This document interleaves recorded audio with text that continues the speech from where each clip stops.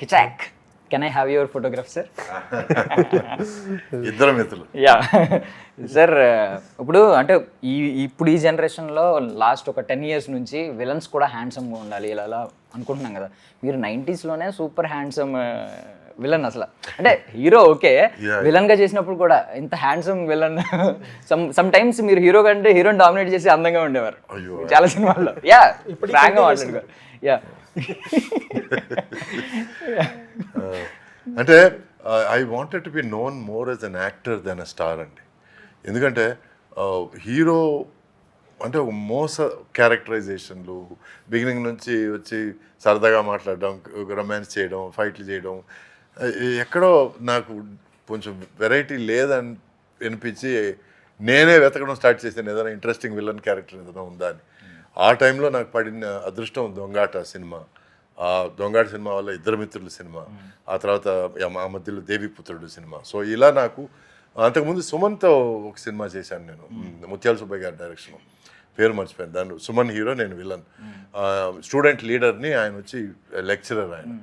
So it was a very interesting character. So అక్కడ నాకు దొరికిన ఒక హై, ఒక జోష్ డూయింగ్ యూనో.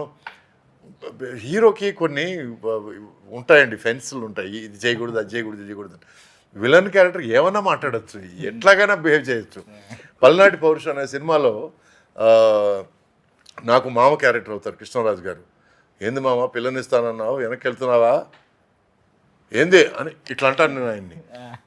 ఇది డైలాగ్లో లేదు, సీన్లో లేదు. అనగానే ఆయన కృష్ణరాజు గారు కట్ కట్ కట్, ఈ పిల్లాడు తోస్తాడు అనగానే ఆయన ముత్యాల సుబ్బయ్య గారు తమిళ నుంచి వచ్చాడు కదండి, కొంచెం ఓవర్గా చేయడం అన్నమాట అని ఆయన అడ్జస్ట్ చేశాడు.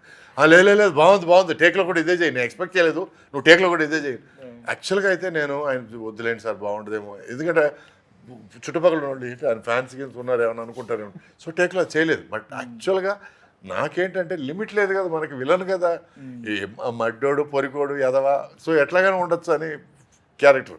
ఆ క్యారెక్టర్ పొద్దున్న లేగానే బ్రాందీ వేసుకున్నా, ఏంది మామ ఈరోజు భోగ్రామో అనే క్యారెక్టర్. సో ఇట్లా ఫ్రీడమ్ చూసేసిన తర్వాత నాకు రెగ్యులర్ హీరో వేషాల కంటే ఆ వేషాల్లో కొంచెం మజా ఎక్కువ అనిపించింది. అందుకే నేను చేశాను. ఈ రోజుకి ఒక మంచి విలన్ వేషం దొరికితే డెఫినెట్గా ఐ ఫీల్ హ్యాపీ.